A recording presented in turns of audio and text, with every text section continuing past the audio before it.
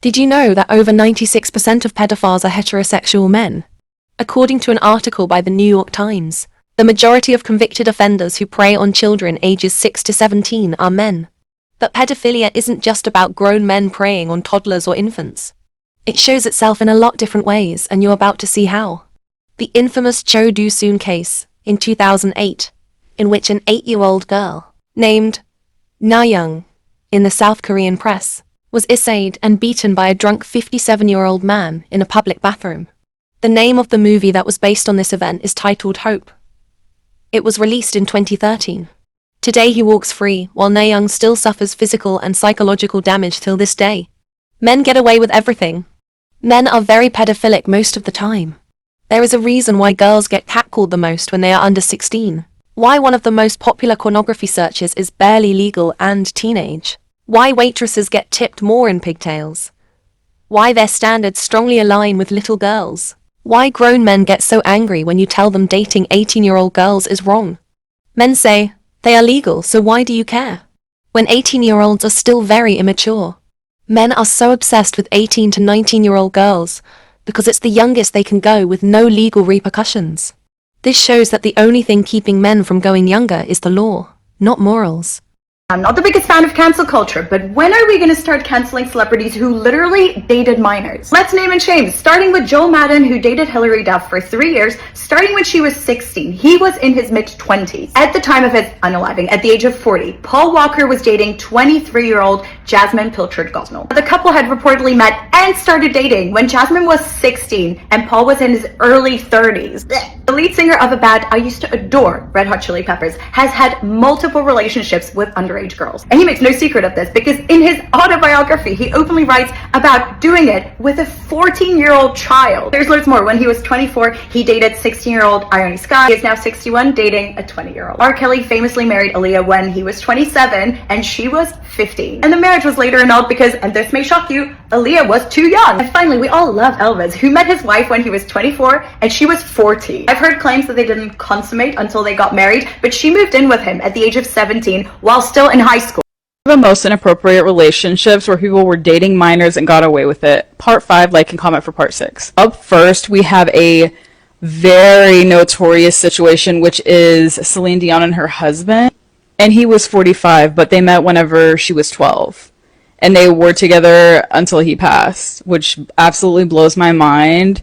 I mean, it's just a classic story of grooming. Every single thing that I hear Celine talk about, and it sucks. I didn't want to bring this up. I really didn't, because I love Celine, and like I know she's obsessed with Renee, but he was not a good person.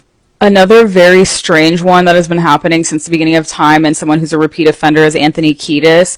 I read his autobiography whenever I was in high school because I was super big into Red Hot Chili Peppers, and I was kind of baffled, and by kind of I mean extremely baffled, learned that he admitted to hanging out with a child who was 14 and he was in his 20s. He also wrote a song about it, and if you just see the way he talks about it in his book, he's not embarrassed by it. He's just like, oh well, and like this is giving grandparent and grandchild down. I haven't even gotten to the to the 60s and 70s yet. Jerry Seinfeld, when he was 39, dating a 17-year-old. How much of this have you heard about? I do remember specifically him having no shame. She was in high school and he could have been her father. Creepy details about their relationship. Jerry Seinfeld would show up at her parents' apartment where she lived with her 15-year-old brother in a limousine and whisk her away for dates. Like, how does that not go through your head? You're driving to her parents. She lives with her parents. Oh, right. She's living at home. She's in school. Like, I have no idea. He was just like, hi, mom and dad, I'm going to take your little girl out for a day, even though, we're the same age. It had to have been they were starstruck, or in a lot of situations like these, like Steven Tyler, Julia Holcomb, the situation where the parents paid. Did they get paid? Were they offered incentives? Were they bribed? We need to unlearn this idea that pedophilic men are only weird, dirty-looking low lives. As you've just seen, even male celebrities, popular, famous men who many women and children admire also often prey on little girls. Okay, since you're asking for my opinion, I'm gonna tell you, and my opinion is hard no. Like, hard fucking no. Any man who's in his 50s and is going for someone 20, 5 basically years younger than him is looking for someone that he can mold into the companion that he wants. He is not a mature person. He is not someone you want to be with. The nice term for this is manthers. The real name for this is predator. This is Leo DiCaprio. This is Jeff Goldblum. This is fill in the blank with every single male celebrity who will not be with women their own age because the women their age don't want anything to do with them because there's something off about them. When you're 26, you can't see all that yet. Like, no matter how mature you are, you can't see all that yet. It's just something that develops over time. And I'm just telling you, like, steer clear. Your 45-year-old self will look back on this and be like, man, I'm so glad she didn't do that. Also, the reverse is completely different. When older women are looking for younger men, it's usually because we're looking for someone who won't dominate us, who's less patriarchal and more warm-hearted. So we're looking to decrease the power dynamic. When men are looking for younger women, it's usually to increase the power dynamic. So when people say women date younger men, it's the same thing. It's not the same thing. That's a false equivalency. Nip that in the bud. It's not the same. Where have you ever seen 120 women sexually assault a 14-year-old boy? Men do things like this all the time and you still don't think pedophilia is a male issue? This young girl was traumatized and assaulted, and they had the audacity to accuse her of trying to seduce all those men. One of the things women need to understand is that men don't have sympathy for us and the things that happen to us. Women's pain brings them pleasure. Stop expecting your oppressor to have sympathy for you.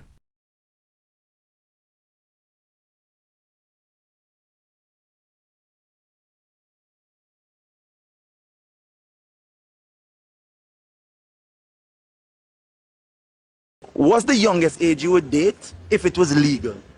10. 10. I've talked to a lot of girls in my career, and when they can't access child porn, do you know what they use? The New York Times did an investigation of child influencers. You can't have an Instagram account if you're under 13, so parents are running accounts for children. Although it's incredible to use social media to start a savings account for your kids, they can go to college and buy a house and a car, bad things are happening.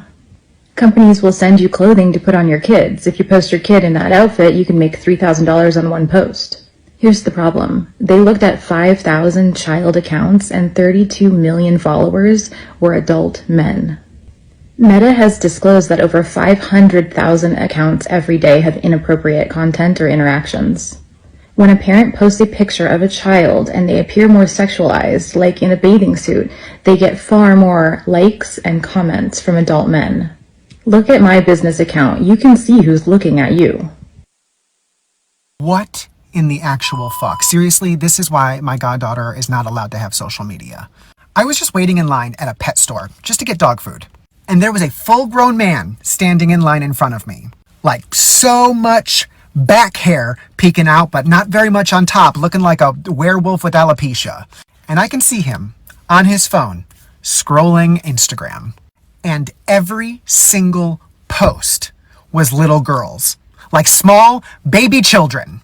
And he literally stopped on some mommy blogger's post and zoomed in to certain parts of that photo. And I did confront him. I said, "What are you doing?" And he fumbled his phone away and said, "Nothing." I said, "Well, it looked like you were being the P word." And this man actually had the nerve to look at me in my gay little eyes and say, "We don't like that term. It's actually minor attracted person." Absolutely fucking not. So I yelled up to the cashier and I said, "Excuse me, do y'all have security or can you call someone?" And he got real uncomfortable and put down his cat food and he got out of there in a hurry, bitch. Y'all, I know you're proud of your kids. And I know that likes and comments are a dopamine rush, but when you have men who look like they're fucking Team Jacob liking and saving those photos, is it really worth it?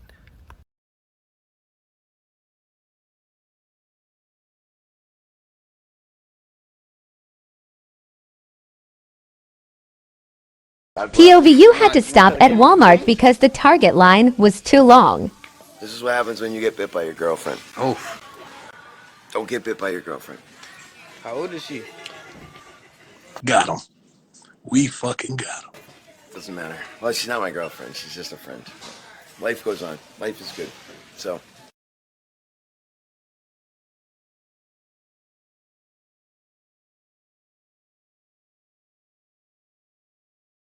Donald Trump is heard making questionable comments about a young girl. You're going up the escalator?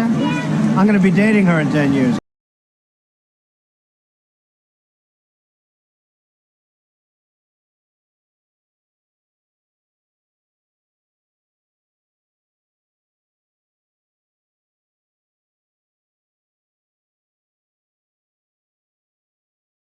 Tiffany, how about Marla's? She's got Marla's legs. We don't know whether or not she's got this part yet. He routinely spoke fawningly of Jeffrey. He admired Epstein's lifestyle.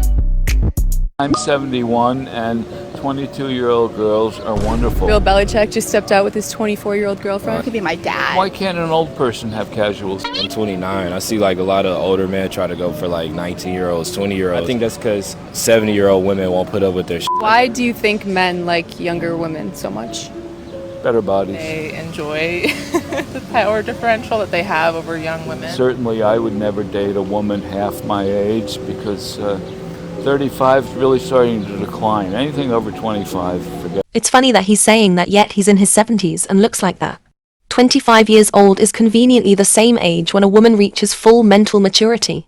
Like the woman earlier in this video said, men go after women younger than 25 because they're easier to manipulate. What do you think they talk about? 24 and 72. 10 years from now, you're not going to look as good. Your body's not going to be as good. That's like your granddaughter. 48-year age gap. Do you guys want to know how the judge decided that 14 years was enough for a police officer who, a child, after responding to a call about that child having been... His logic was that since the girl was 14 years old when Officer Vicnair met her, he should get 14 years. By that logic, if it was a 3-year-old, he would only get 3 years? How does that make sense?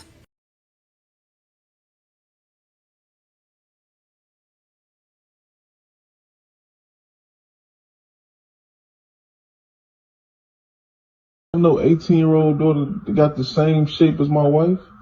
I'm a man. What are you doing if your husband practically tells you in layman's terms that he wants to sleep with your daughter? Because this, I would have hopped over the counter, the table, go around the couch. I don't know. He's dead. This man is voicing his concerns to his wife when it comes to his stepdaughter. Basically about her sneaking in boys and, you know, teenage shit that goes down. But he was basically just saying, you got the same shape, she got the same shape as my wife. You don't think she gotta go. So basically, he snitched on himself. He snitched on himself. Talking about, oh, I'm a man.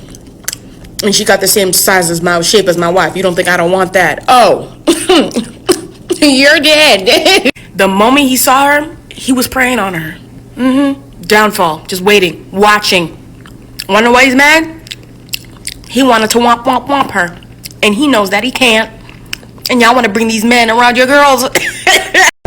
You really had me out here thinking I was mid. Like I wasn't that gas, like I wasn't that fire, like I wasn't that za. Are you crazy? Well, let me reintroduce myself.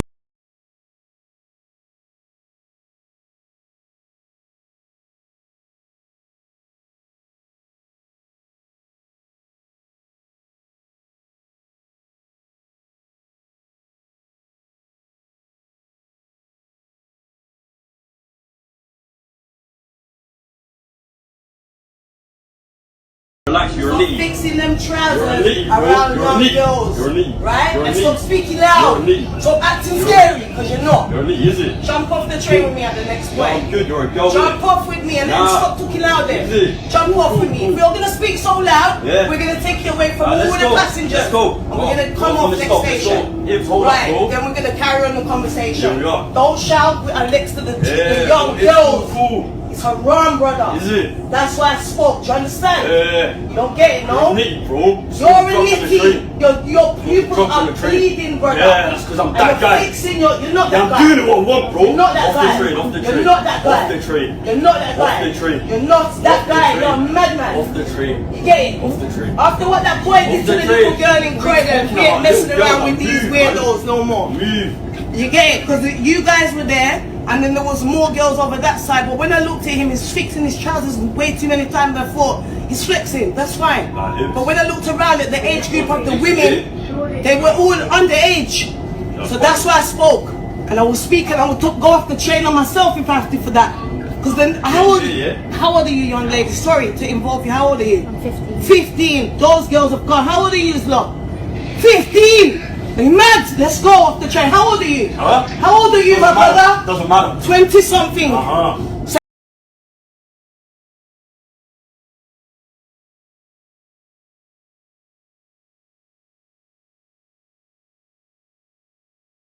Look at what the child is wearing. Little shorts. My husband comes here. Is a child in shorts gonna excite your husband?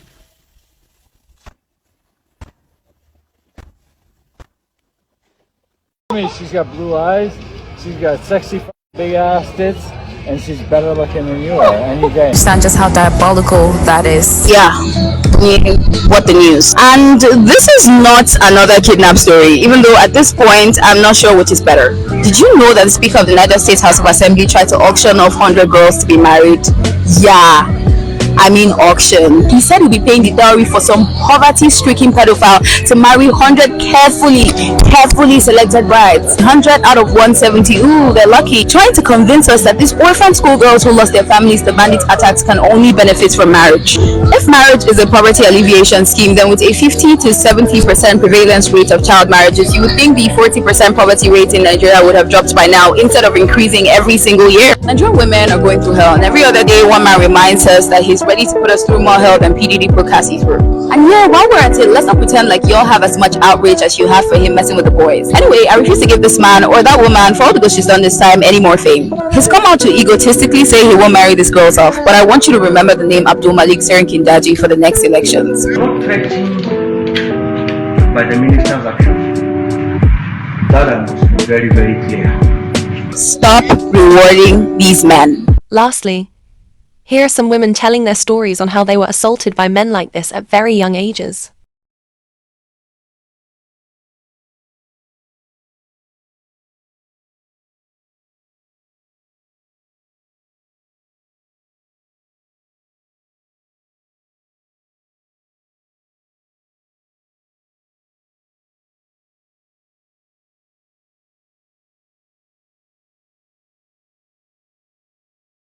Person to rape me was my father. Girls are so disregarded since the day they're born. In cultures such as mine, abuse is more common than we know. So I was pregnant from the night of the rape, and having told my mother that my periods had stopped, she called my father. When he came, he was really cross, he was really angry, and he said that I had ruined his life. I had brought shame upon the family. But now he was going to have to sort this problem out. I ended up at a clinic. I remember having gas and air. I just turned 15 when all of this was happening. I remember driving back from the clinic, and my father and mother were both saying the same thing, that she would have been better off dying when she was born. He said that they'd found a solution, and I was led into the guest room, which is the same room in which I was raped, and I was fearful. I heard a voice of one of the men that had raped me, and they said that we're going to do the engagement now. And I understand I'm going to marry the son of the person that raped me. So I'm marrying the son in a sham wedding so that when I'm married, I can be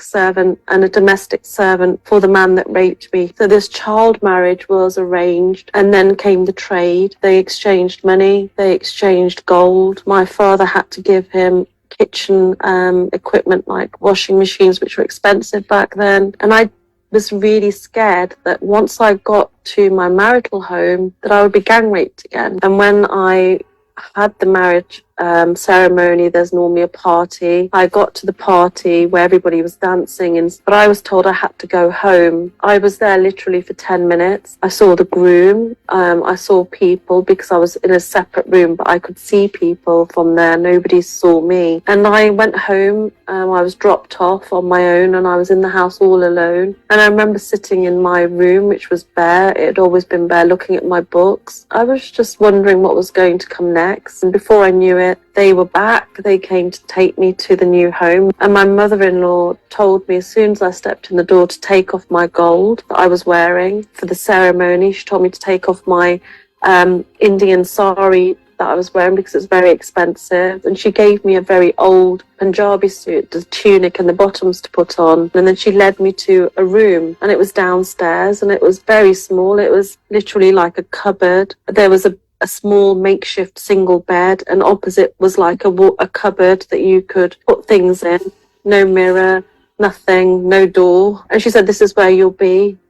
You will just need the kitchen, and you will look after us the way you looked after your parents. I was there for 4 years. Every day I pulled out my father-in-law's hands out of my underwear, pushed him off me. He raped me. He sexually abused me. There was a control-driven adult that bullied me every day. My mother-in-law, when I at first started to plate my own food, would throw my food with the plate into the dustbin and tell me to eat out of the bin. And at first I started to, but then I kind of gave up and I didn't eat anymore. The mistake they made was they were greedy for money. So they asked me to find a job. And it was the first time I was exposed to the real world, really. I would walk to work and I found this amazing job, and I created a different persona because I needed to earn to please my mother and father-in-law. I started off as a clerical assistant. I managed to get a managerial job by the age of